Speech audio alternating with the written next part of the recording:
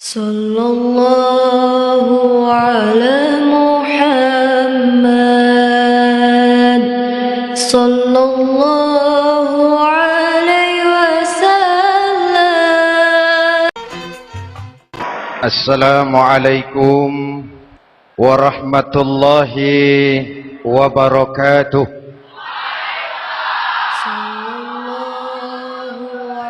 Alhamdulillah wassalatu wassalamu ala sayyidina rasulillah sayyidina wa maulana Muhammad ibn Abdullah wa ala alihi wa sahbihi wa man tabi'ahu wa wala la hawla wa la quwwata illa billah subhanaka la ilma lana illa ma 'allamtana innaka antal alimul hakim wala haula wala quwwata illa billahil aliyyil azim. Saudara-saudara hadirin yang berbahagia, salah satu nikmat yang diberikan Allah kepada kita di dalam kehidupan ini ialah bahwa Allah Subhanahu wa ta'ala telah menciptakan segala sesuatu serba berpasang-pasangan. Dalam surah Yasin ayat 36 dijelaskan, Subhanallazi khalaqal azwaja kullaha mimma tumbitul ard wa min anfusihim wa mimma la ya'lamun. Maha suci Allah yang telah menciptakan segala sesuatu itu serba berpasang-pasangan, dari apa yang tumbuh di permukaan bumi, apa yang ada di dalam diri mereka sendiri, dan apa-apa yang mereka tidak mengetahuinya. Demikianlah kita lihat siang berhadapan dengan malam, benar berhadapan dengan salah, dan laki-laki berhadapan dengan perempuan. Setelah Allah menciptakan segala sesuatu itu serba berpasang-pasangan, maka Allah menetapkan aturan permainan yang mengatur seluruh kehidupan makhluk yang serba berpasang-pasangan itu. Kita tentu maklum, apapun saja yang kita lakukan dan kita perbuat tanpa ada aturan akan berakhir dengan kekacauan. Cobalah kita bikin satu sekolah, buka satu sekolah, tidak usah pakai aturan, tentu kacau. Bikin organisasi tanpa memakai aturan, tentu kacau. Demikian daripada kehidupan ini, kalau tanpa ada aturan tentu kekacauan yang akan timbul. Allah pencipta manusia, Allah tahu benar kemampuan maksimal manusia. Oleh sebab itu aturan permainan yang diturunkan Allah tentu sesuai benar untuk manusia.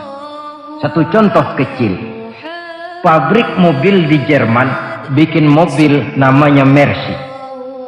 Seiring dengan itu dia keluarkan buku petunjuknya. Mobil ini namanya Mercy, kecepatan maksimal sekian ratus kilometer per jam, daya angkut maksimal sekian ratus kilogram. Kalau rusak memperbaikinya begini, onderdilnya pun ini. Karena pabriknya yang membuat mobil, lalu pabriknya pula yang mengeluarkan buku petunjuk, sudah tentu buku petunjuk itu sesuai benar dengan mobilnya. Dan tidak bisa kita punya mobil Mercy rusak lalu kita perbaiki dengan menggunakan buku petunjuk yang dikeluarkan oleh pabrik mobil Toyota misalnya. Jelas mobil bukan tambah baik, malah makin hancur tidak karu-karuan. Kalau manusia menginginkan satu hidup yang baik, tidak ada pilihan lain, dia harus memakai aturan yang diturunkan oleh yang bikin manusia. Dan aturan itu telah turun dalam bentuk agama Islam yang kita cintai ini. Manusia laki-laki dihiasi dengan perasaan senang cinta kepada perempuan. Itu biasa, normal, wajar. Tapi lalu Allah menurunkan aturan permainan yang kalau peraturan ini dilanggar akan membawa kerugian bagi manusia sendiri. Bahwa laki-laki senang sama perempuan itu normal, agama membuat aturan silahkan senang, tetapi lewat satu pintu yang disebut nikah.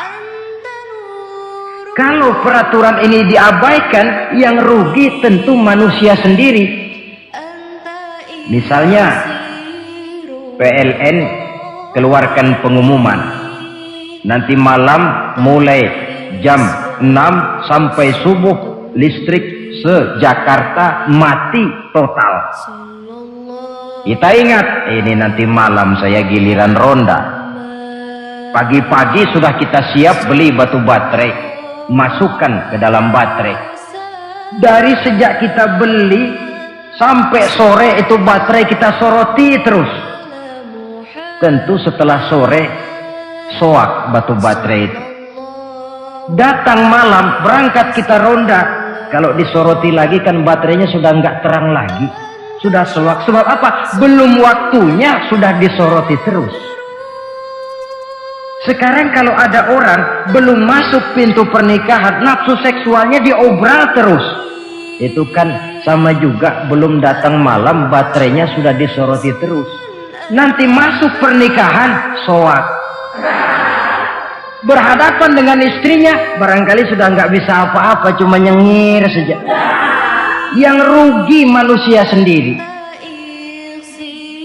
Itulah sebabnya Allah lalu mengatur bahwa laki senang sama perempuan lewat satu pintu yang disebut dengan nikah.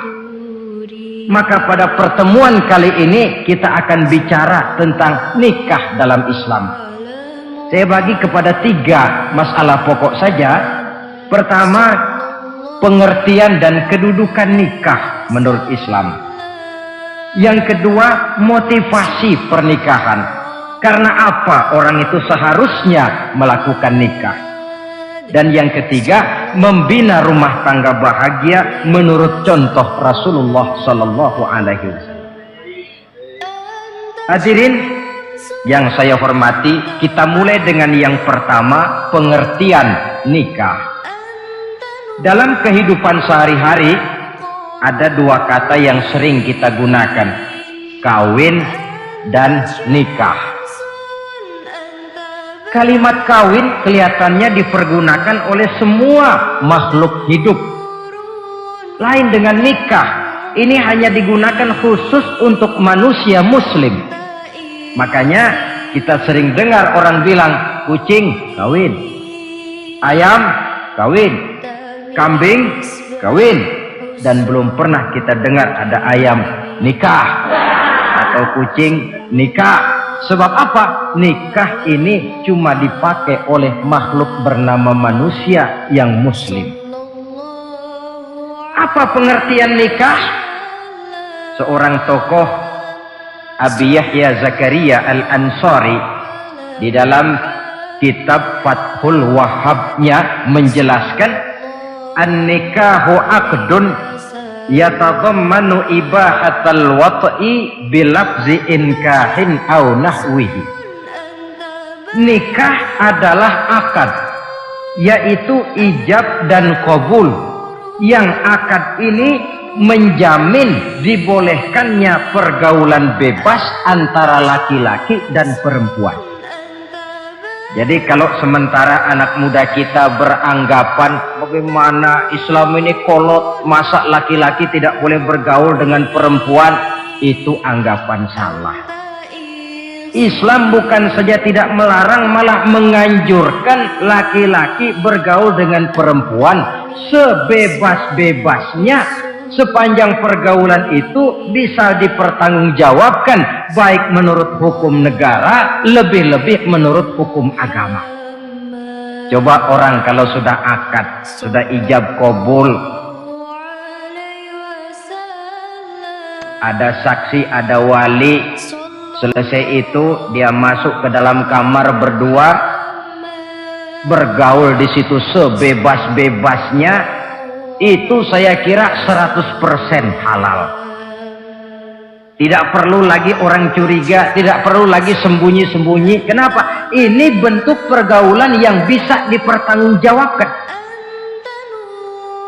Kalau tidak, dengan dalih new morality, kebudayaan modern, lalu melakukan yang disebut free love, free sex, samen liven, hidup bersama tanpa nikah alias kumpul kebo. Dan saya kira itu kebo cuma mewakili saja. Artinya begitulah kalau binatang itu kumpul, sebab kumpul kucing pun saya kira begitu, kumpul ayam pun begitu.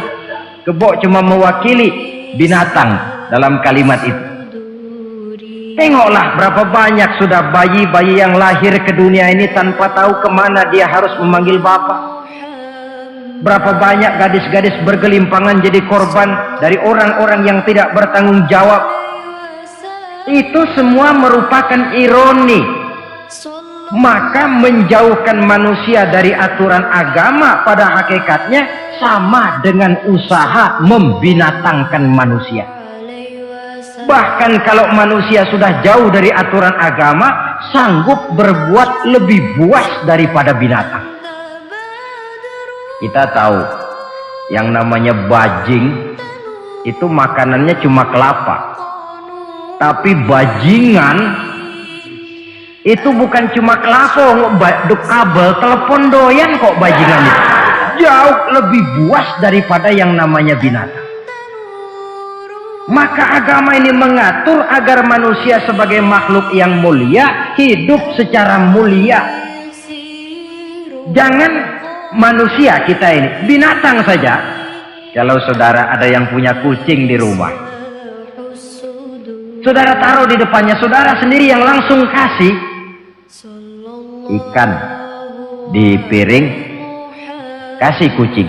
Aduh, dia akan makan dengan tenang, nikmat, lahap, tidak nengok kiri, tengok kanan. Kenapa? Dia yakin betul yang dia makan itu sudah resmi, sah. Sebab apa?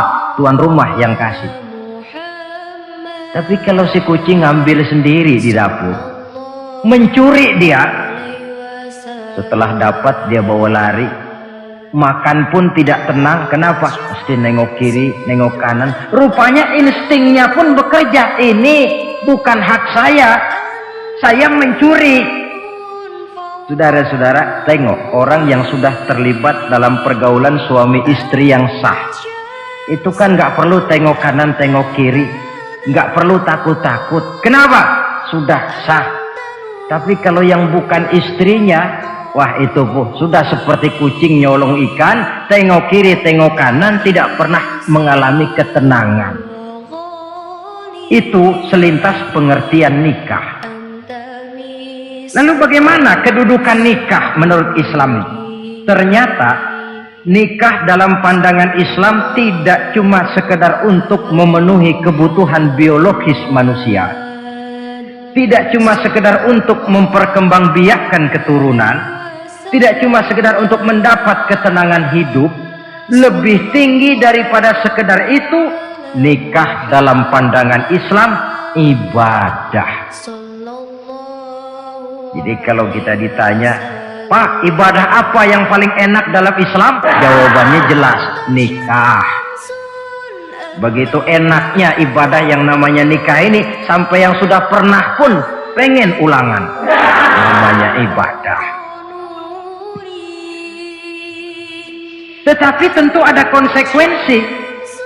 Oleh karena nikah ibadah, dan semua ibadah dalam Islam tidak boleh dikerjakan setengah hati atau main-main. Sholat ibadah, tidak boleh main-main atau setengah hati atau coba-coba. Puasa ibadah, tidak boleh main-main, setengah hati atau coba-coba. Dan oleh karena nikah pun ibadah, punya nilai sakral, juga tidak boleh main-main, setengah hati atau coba-coba. Dus nikah eksperimen tidak dikenal dalam Islam. Mas, saya dengar sampean sudah nikah ya? Iya mas, saya cuma nyoba saja kok ini kok. Kalau enak terus, enggak ya bubar. Ini tidak ada nikah eksperimen, sebab dia punya nilai sakral yang bermotifkan ibadah. Itu pengertian dan kedudukan nikah.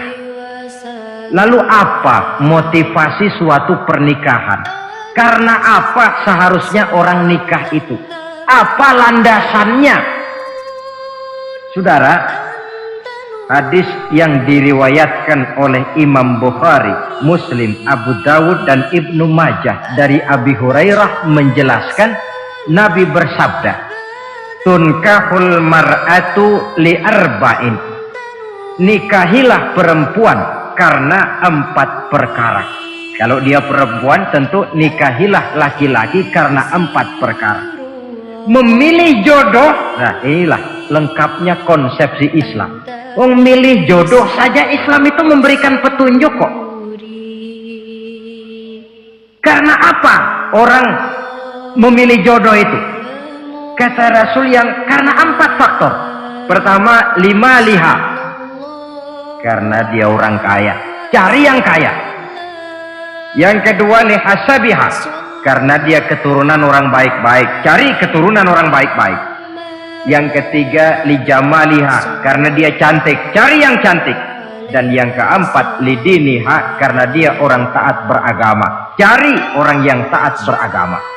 Kalau berkumpul keempat-empatnya, rasanya surga dunia sudah. Coba lihat, suami mana sih yang tidak bangga punya istri cantik, kaya, keturunan orang baik-baik, lalu taat beragama? Atau istri mana sih yang tidak bangga punya suami ganteng, kaya, keturunan orang baik-baik, dan taat pula beragama? Tapi kan terus terang yang kumpul keempat-empatnya kan boleh dibilang jenis makhluk langka. Sulit. Kadang-kadang cantik, kaya, akhlaknya kayak setan. Ada saja kurangnya. Oleh karena ada saja kurangnya, lalu Nabi memberikan stressing, penekanan. Fazfar bizatiddin taribat yadak. Pilih orang yang taat melaksanakan agama, niscaya hidupmu akan berkah. Jadi motivasi suatu pernikahan hendaknya agama. Apa rahasianya? Mari kita lihat. Kalau orang memilih pasangan karena rupa yang cantik semata-mata, silahkan, tapi jangan jadi motivasi utama. Kalau rupa yang cantik jadi alasan utama, saya yakin rumah tangga tidak akan tahan lama. Sebab apa? Pertama, yang namanya cantik itu relatif.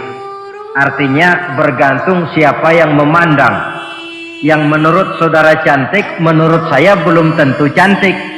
Yang kata saya cantik, menurut saudara barangkali itu yang jelek. Relatif. Saya kalau ditanya orang, Ustadz, siapa perempuan paling cantik di dunia ini? Tentu saja saya jawab istri saya. Apa saudara lalu protes? Salah Ustadz, yang cantik istri saya bukan istri Ustadz. Saya bilang masa bodoh saya nggak ngurusi istri sampean. Cantik itu relatif. Sehingga di kalangan para ahli cinta, ahli cinta, sampai sekarang masih jadi perdebatan. Sebenarnya cantik yang bikin orang jatuh cinta, apa cinta yang membuat orang jadi kelihatan cantik? Dua-duanya bisa terjadi. Mungkin karena cantik orang jatuh cinta, dan bisa juga karena sudah kadung cinta orang kelihatannya jadi cantik. Tapi yang jelas cantik relatif. Yang relatif tidak bisa dijadikan sandaran utama. Yang kedua, yang namanya cantik itu temporer. Artinya berubah oleh pergeseran masa dan pertukaran waktu. Sekarang dia cantik, of course, sedang sweet 17-an, sedang honeymoon, sedang bulan madu, sedang pengantin baru, tentu saja cantik. Punya dia anak satu, kecantikan mulai menurun. Punya dia anak dua, kulit mulai keriput. Punya dia anak tiga, apalagi tak pandai bersolek, udahlah onderdeal mulai pada copot. Kalau rumah tangga didasarkan kepada rupa yang cantik saja, selesailah rumah tangga sampai di situ. Yang ketiga, di atas langit rupanya masih ada langit lagi. Di atas yang kita anggap cantik, rupanya masih ada yang lebih cantik. Kalau cantik yang kita kejar, kita akan jadi petualang yang pindah dari perempuan satu ke perempuan yang lain. Cinta bajak laut namanya. Di mana kapal berlabuh, di sana cinta mendarat. Saudara hadirin yang saya hormati, padahal sate dengan singkong itu kan bedanya cuma di tenggorokan. Kalau sudah masuk ke dalam perut, kenyangnya barangkali sama. Malah barangkali besok pagi kalau keluar lebih tidak enak baunya sate itu daripada singkong. Makanya orang kalau sudah nikah oleh Nabi dipesan, apabila kamu di jalan melihat perempuan yang membuat kamu kagum, cepat-cepatlah pulang ke rumah. Sebab apa? Sebab yang perempuan cantik di jalan kau lihat itu punya, istrimu juga di rumah punya. Gak percaya cobalah pulang, akurin, sama itu. Silahkan cari yang cantik, tapi jangan dijadikan motivasi utama. Yang kedua, kalau perkawinan, pernikahan cuma karena harta, silahkan cari yang kaya. Tapi kan harta itu, kata Imamul Ghazali, al-mal zillun zail. Harta bagaikan bayangan. Sore di sebelah barat, tengah hari di tengah, sore pindah ke sebelah timur. Hari ini dia kaya, besok dia bangkrut. Roda itu berputar. Kalau harta dijadikan pilihan utama, boleh jadi dalam hidup berumah tangga ada pepatah, ada uang abang disayang, tidak ada uang abang melayang. Artinya pun rumah tangga tidak akan tahan lama. Yang ketiga, kalau karena keturunan, persilahkan cari keturunan yang baik-baik. Namun toh pada akhirnya orang diajarkan bahwa kita ini mau besar atau tidak bukan dengan jalan menyempeng kepada kebesaran orang lain, tetapi ditentukan oleh kepribadian kita sendiri. Sekarang kalau karena agama, Nabi berikan penekanan fasfar bizatid din taribat yadak. Pilih orang yang taat beragama, niscaya hidupmu akan beruntung. Apa rahasianya? Tidak lain rumah tangga Rasulullah Sallallahu Alaihi Wasallam. Yang ini artinya kita sudah masuk kepada bagian ketiga, bagaimana membina rumah tangga bahagia menurut contoh baginda Nabi. Saudara, bagaimana sih rumah tangga Rasul itu? Kelihatan dari dua ucapannya, pendek, singkat, tapi punya pengertian filosofis yang mendalam. Dua kalimat saja beliau bilang tentang rumah tangganya, yaitu baiti jannati, rumah tanggaku laksana sorga bagiku. Bayangkan kalau seorang suami sudah mampu berkata macam begitu, bahagia hidupnya. Ini barangkali tantangan buat kita semua. Mampukah kita di rumah tangga berkata semacam perkataan beliau tadi, baiti jannati, rumah tanggaku laksana surga bagiku. Padahal dari sejarah kita baca, Rasul itu rumahnya kecil, tidurnya di atas pelepah daun korma sampai berbekas di pipinya. Sarapan paginya seteguk zam-zam, sepotong roti, kadang-kadang 3 butir korma. Tempat tidurnya bukan alga spring bed atau Dunlopillow macam kita punya.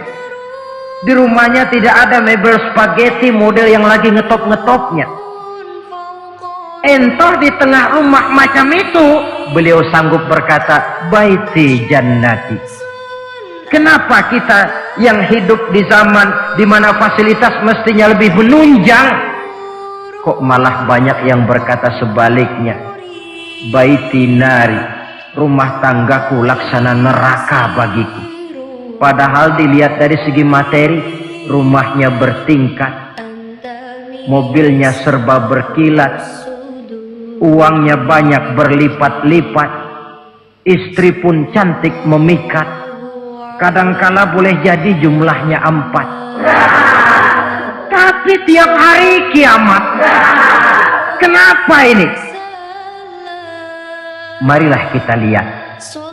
Ternyata rumah tangga Rasul itu motivasinya tidak lain agama. Agama menuntun suami dan istri masing-masing untuk tahu kewajiban dan tahu haknya. Kalau kewajiban sudah dilaksanakan, lalu hak diberikan, akan timbul pengertian, understanding. Kalau sudah ada saling pengertian, akan timbul ketenangan, feeling of security. Dan ketenangan tangga utama untuk mencapai yang disebut bahagia. Itu sebabnya hakikatnya membicarakan rumah tangga yang berdasarkan agama tidak lain adalah bagaimana seharusnya seorang suami melaksanakan kewajibannya dan seorang istri melaksanakan tugasnya. Artinya kewajiban suami itu apa? Kewajiban istri itu apa? Kewajiban istri hak suami, kewajiban suami hak untuk istrinya menurut tuntunan dan tuntutan agama. Saudara hadirin, menurut hadis riwayat Abu Dawud dari Muawiyah bin Haidah, satu hari Rasul ditanya, "Ya Rasul, apa sih hak istri-istri kami ini? Artinya kewajiban kami sebagai suami ini apa?" Rasul menjawab, pertama, antat'amaha iza ta'imta. Kau beri istrimu makan sebagaimana engkau makan. Kewajiban seorang suami yang pertama. Kewajiban yang menyangkut masalah pangan. Nah, di sini rumah tangga berfungsi sebagai pengatur ekonomi. Seorang suami yang adil, makanan yang dia makan sama dengan makanan yang dimakan oleh istrinya. Adalah zalim seorang suami. Kalau punya duit dia mampir di restoran, dia makan yang enak-enak, opor ayam, rendang telur, gulai, kare dan sebagainya. Istrinya di rumah cuma toge sama kangkung tiap hari. Istri berhak nuntut karena itu hak dia. Nah, saudara hadirin, tetapi seorang istri pun kalau sudah diberikan nafkah oleh suaminya untuk mengatur makanan, dia harus pandai mengaturnya dengan sebaik-baiknya. Menu yang teratur, gizi yang lengkap, dan saya kira yang namanya 4 sehat 5 sempurna itu kan tidak berarti bahwa hidup ini harus serba mewah, tidak. Yang penting ada variasi sehingga tidak merangsang suami untuk makan di luar. Jangan misalnya tahu suaminya senang jengkol lalu tiap hari saja jengkol, itu kan bisa kejengkolan. Dengan demikian, masalah yang kelihatannya sepele tetapi yang sebenarnya bisa menjaga keharmonisan atau malah keretakan rumah tangga harus kita perhatikan dengan sebaik-baiknya. Suami memberikan nafkah, dari jumlah itu 60% lari ke kredit, 40% lari ke dapur. Tentu pada akhirnya sang suami akan merasa curiga, padahal barangkali istrinya pun berniat baik, cuma hanya tidak ada keterbukaan di dalam mengurus masalah-masalah yang berhubungan dengan dapur. Inilah kewajiban yang pertama dari seorang suami, kewajiban yang menyangkut masalah pangan. Lalu yang kedua, wa taksuwaha izaktasaita. Engkau beri istrimu pakaian sebagaimana engkau berpakaian.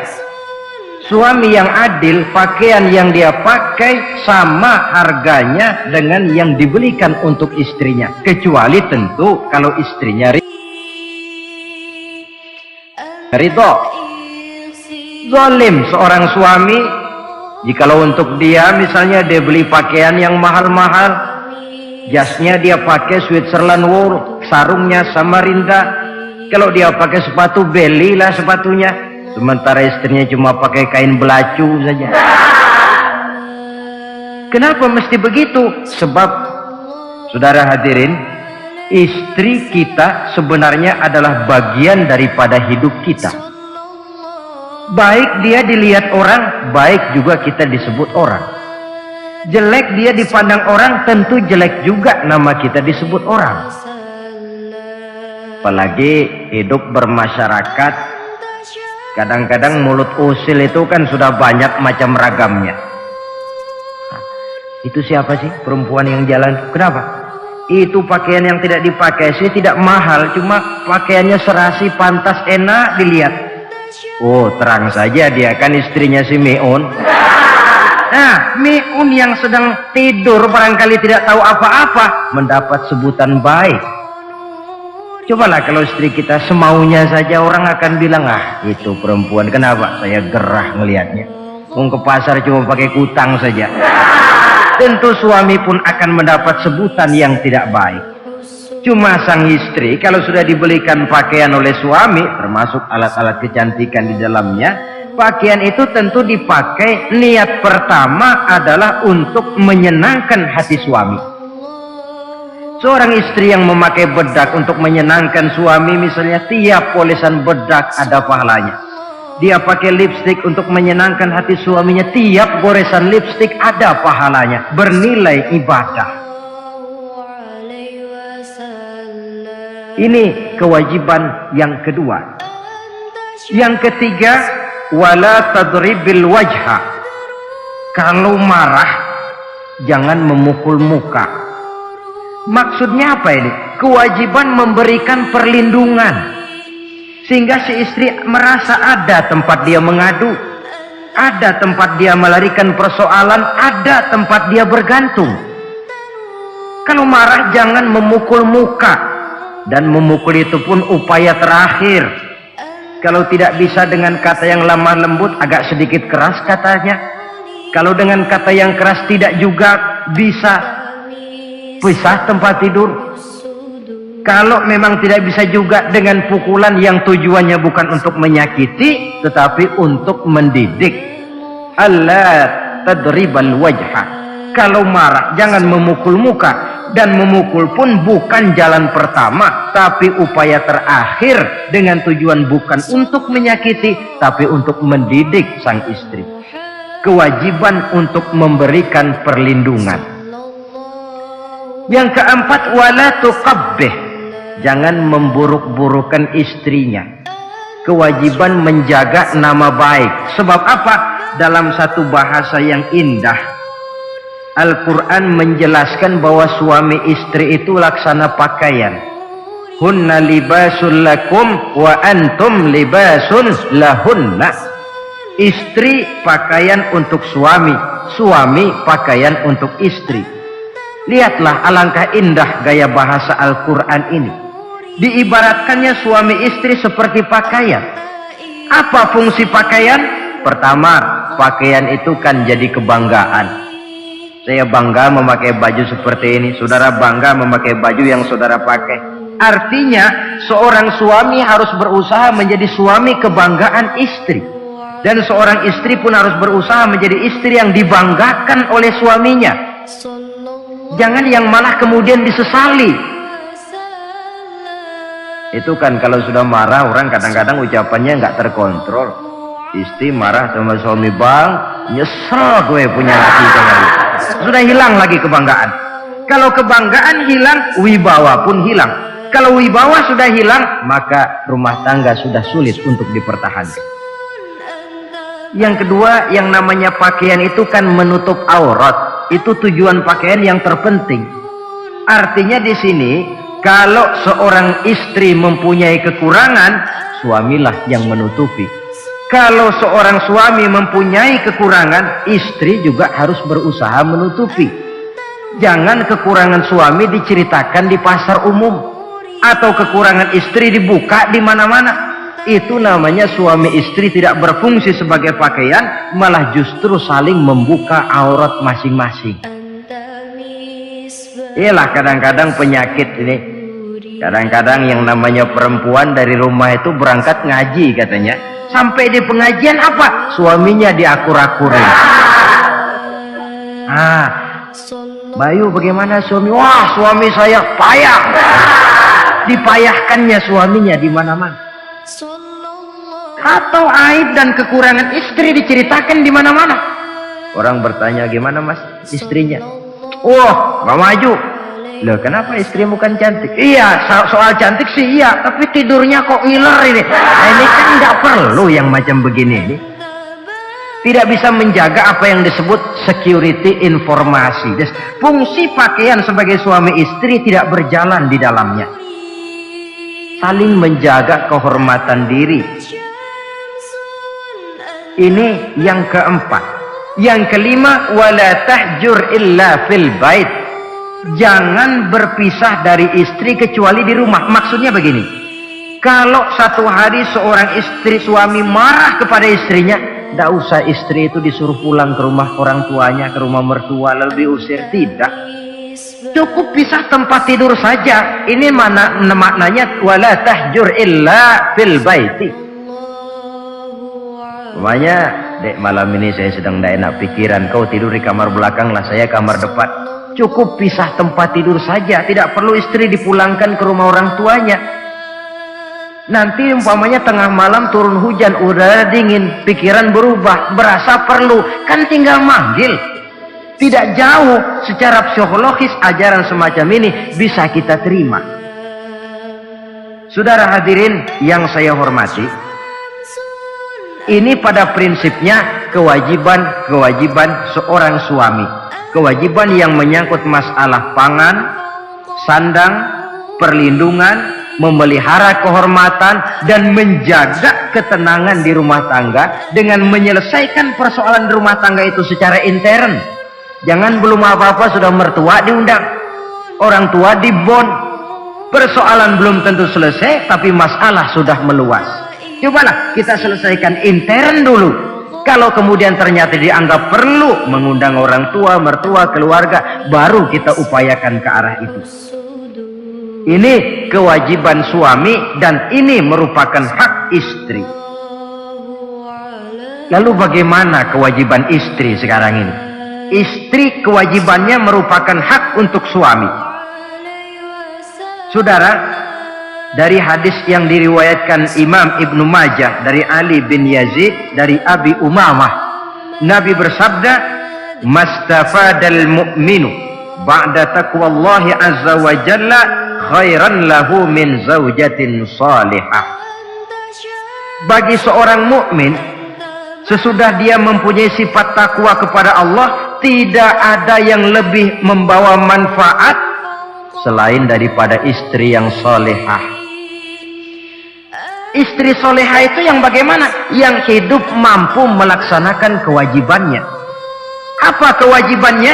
Kata Nabi, pertama, in amaroha ata'athu. Kalau diperintah, dia taat. Kewajiban istri yang pertama, taat kepada suaminya. Begitu besar kewajiban taat kepada suami, sampai-sampai Nabi pernah menyatakan, "Lau kuntu amiran ahadan ayyasjuda li ahadin la amartul mar'ata an tasjuda li zawjiha." Kalau saja boleh, kata Nabi, aku memerintahkan manusia sujud kepada sesama manusia, tentu aku perintahkan istri untuk sujud kepada suaminya. Untung saja sujud kepada manusia tidak boleh. Kalau boleh, istri itu disuruh sujud kepada suami. Tentu karena besar hak suami atas dirinya. Yang kedua, ibadah sunnah tidak mendapat izin suami juga bukan saja tidak berpahala, malah berdosa. Umpamanya pengantin baru, si istri kebetulan santri, malam minggu pesta, besoknya hari Senin, si istri sudah kadang biasa hidup sebagai santri, hari Senin puasa sunnah. Dia bilang sama suaminya, "Bang, besok saya mau puasa sunnah nih, hari Senin." Kata suaminya, "Kalau kau puasa juga kau kejam. Lalu kau puasa, aku disuruh ngapain?" Tidak diizinkan oleh suami, dia puasa juga. Bukan saja tidak mendapat pahala, malah berdosa. Sampai amalan yang sunnah pun tidak diizinkan oleh suami, berdosa.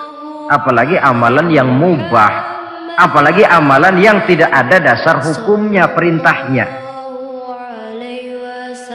Sepanjang perintah suami tidak untuk maksiat kepada Allah, istri wajib untuk taat. Dalam hadis lain kita temukan Nabi bersabda, "Idza da'a ar-rajulu imra'atahu ila firashihi." Kalau seorang suami memanggil istrinya ke tempat tidur. Ini bahasa kinayah. Manggil ke tempat tidur kan tentu nggak perlu penjelasan. Masa mau nyambal di tempat tidur kan enggak. Fa'abat, si istri tidak mau. Lantaran istri tidak mau, suami jengkel. Fabata ghadbana 'alaiha. Sampai dalam jengkelnya tidur. La'anat hal malaikatu hatta tusbiha. Istri macam itu dilaknat, dikutuk oleh malaikat sampai datang waktu pagi. Kewajiban untuk taat. Namun sebaliknya, seorang suami pun jangan mentang-mentang istri wajib taat lalu overacting. Segalanya main tunjuk, segalanya main komando, segalanya main perintah. Sebab contoh yang diberikan oleh Rasul tidak begitu. Rasul kita baca dalam sejarah menjahit bajunya sendiri, memperbaiki kasutnya sendiri. Artinya yang bisa ya dikerjakan tanpa harus menggantungkan semuanya kepada sang istri. Kewajiban untuk taat. Nah, penutup tentang taat ini ada sebuah hadis pula di mana baginda Nabi bersabda, "Ayyumam ra'atin matat wa zawjuha anha radin dakhalatil jannah."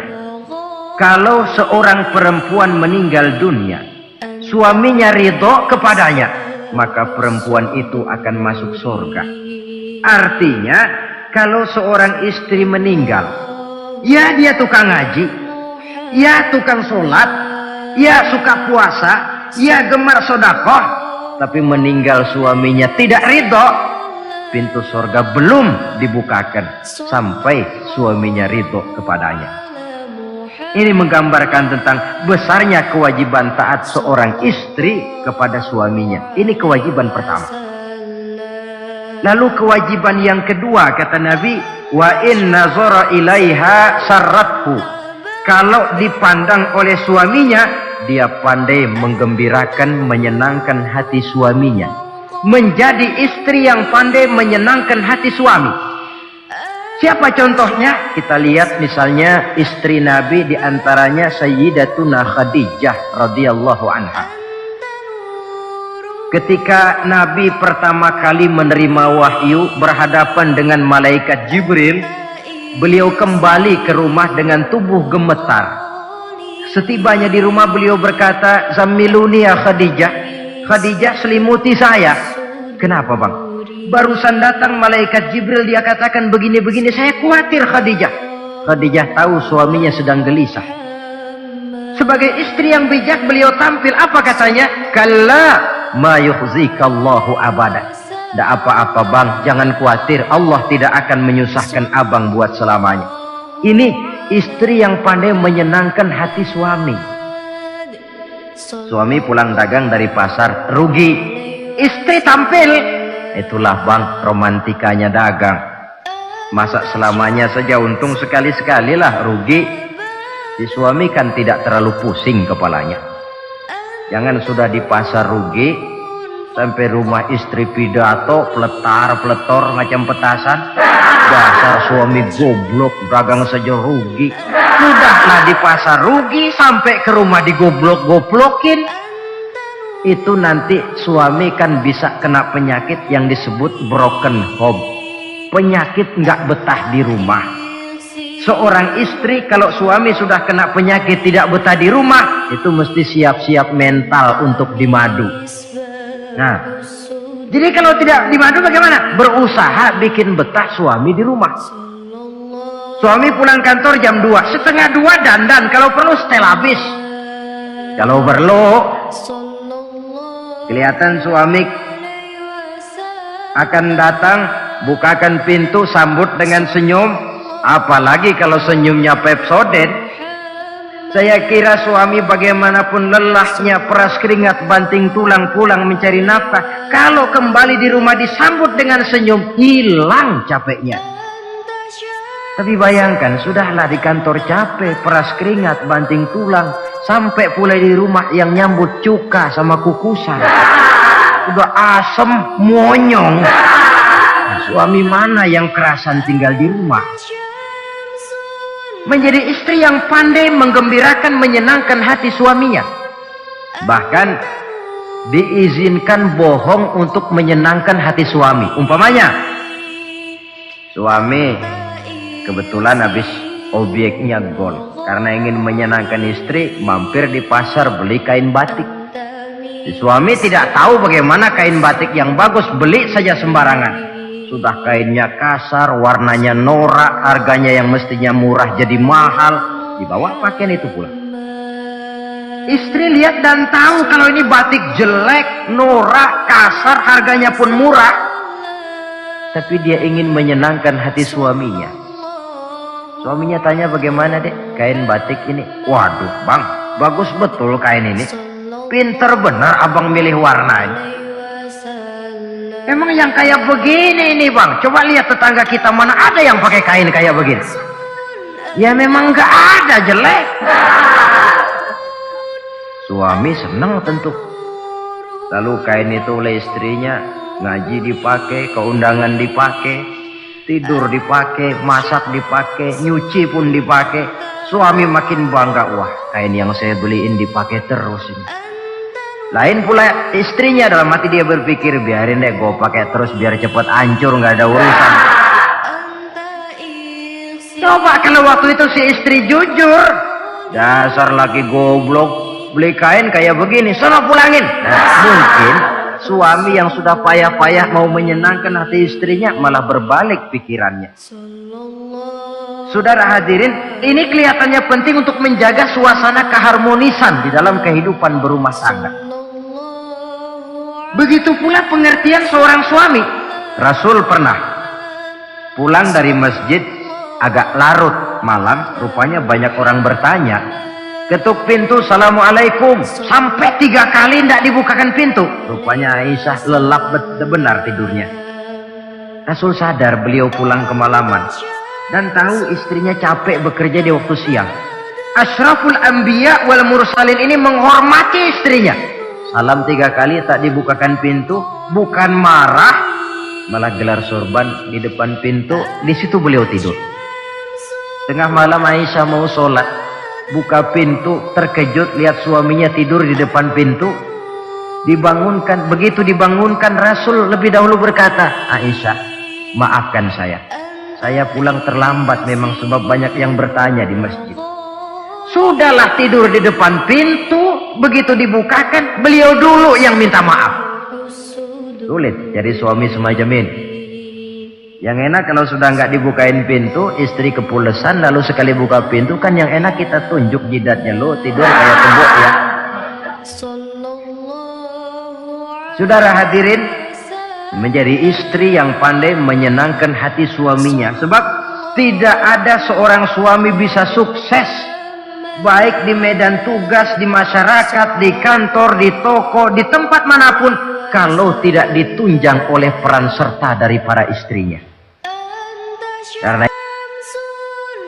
Karena itulah perempuan walaupun peranannya tidak begitu kelihatan, sebenarnya sangat menentukan. Seorang suami yang jujur, polos, lugu, sederhana, sanggup menjadi koruptor ulung karena didorong-dorong oleh istrinya. Merangsang ketamakan suami. Istri dibakar oleh tetangganya. Bang, kenapa? Kau kan di kantor kepala bagian. Lalu, tangga kita pegawai kecil saja bang, tapi coba lihat istrinya kalau pakai gelang kayak pelek beca bang gelangnya. Kau kepala bagian gak bisa beliin saya macam gitu, kepala bagian goblok.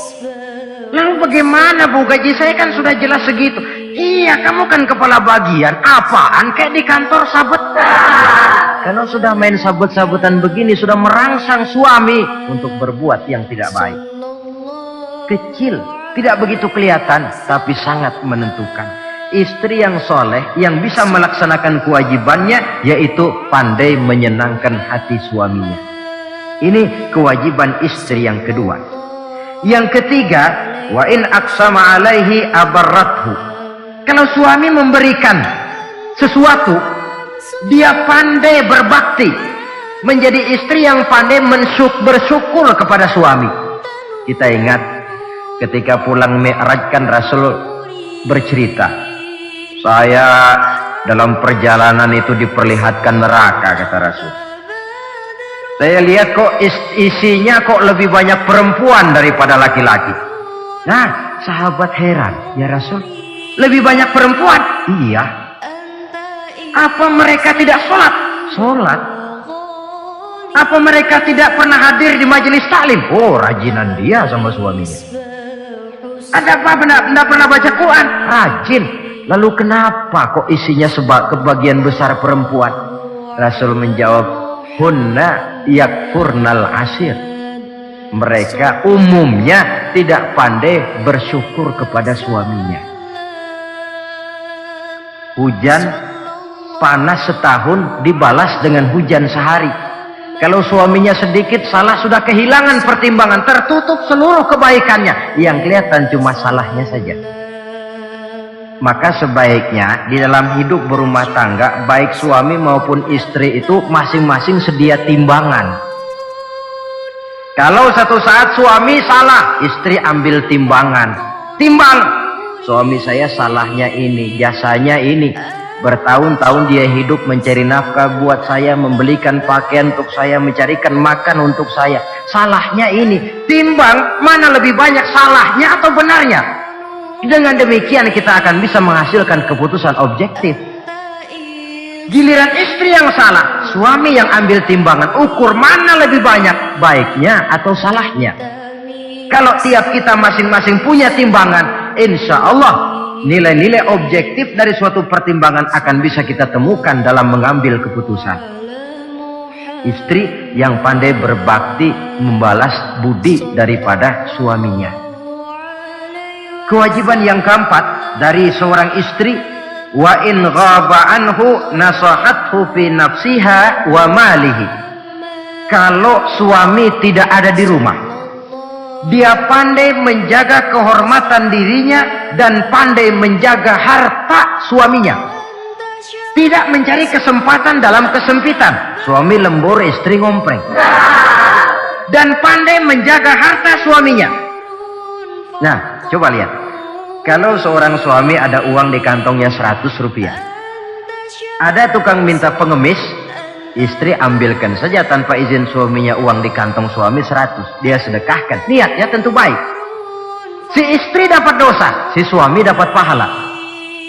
Perbuatan sedekahnya itu betul, tapi mengambil uang tanpa izin suami itu yang salah. Dan ternyata salah itu lebih besar daripada pahala yang dia lakukan lantaran bersedekah itu. Kalau ini terwujud, maka suasana saling mempercayai akan tumbuh. Kalau sudah saling mempercayai, rasanya akan terwujud kedamaian dan ketenangan. Suami meninggalkan rumah dengan perasaan tenang, istri pun melepas suami dengan perasaan damai, tanpa was-was, tanpa curiga, dan sebagainya. Dan ini modal yang paling utama, mewujudkan saling kepercayaan dalam membina hidup bahagia.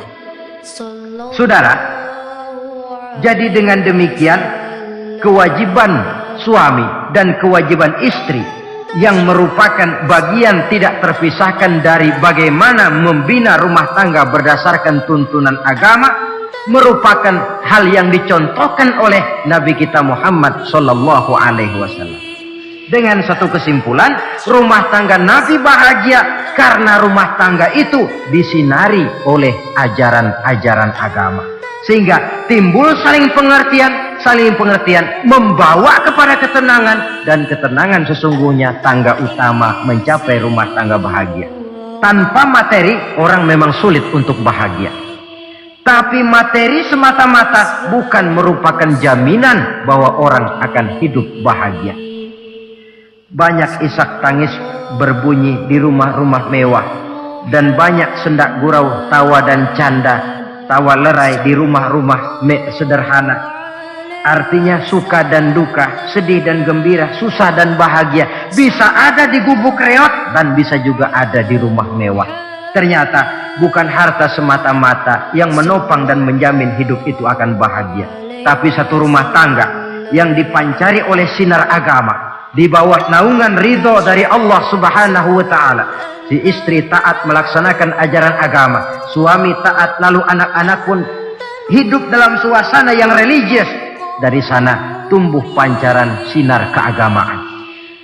Irama agama mengalun dalam kehidupan rumah tangga kita. Berfungsilah dengan demikian rumah tangga sebagai tempat di mana kita mengamalkan ajaran agama kita. Alangkah nikmat satu rumah tangga. Istri ahli ibadah, suami pun ahli ibadah, anak-anak pun terbiasa oleh lingkungan untuk hidup melaksanakan suatu ibadah. Dan keberhasilan di rumah tangga awal untuk menuju keberhasilan di masyarakat, di tempat tugas, dan di tempat-tempat lainnya. Sebaliknya, kehancuran rumah tangga akan selalu menjadi awal kehancuran karir di masyarakat, di tempat kerja, dan di tempat-tempat lainnya. Oleh karena itu, berangkat dari hal semacam inilah, maka kita berkeyakinan rumah tangga yang bahagia ialah rumah tangga yang didasarkan kepada ajaran agama. Sehingga tercapailah kebahagiaan hidup di dunia yang langsung menopang kepada kebahagiaan hidup di akhirat nanti. Nah, inilah pembicaraan kita pada pertemuan kali ini. Dengan harapan, mudah-mudahan dari setiap rumah tangga muslim memancar sinar-sinar agama, menjadi kubu-kubu pertahanan di mana kita menegakkan ajaran agama, dan pada akhirnya nanti akan tercipta masyarakat yang agamis. Terwujudlah ketenangan, kedamaian, dan ketentraman. Mudah-mudahan ada manfaatnya. Lebih kurang mohon maaf. Wabillahi taufiq wal hidayah. Wassalamualaikum warahmatullahi wabarakatuh.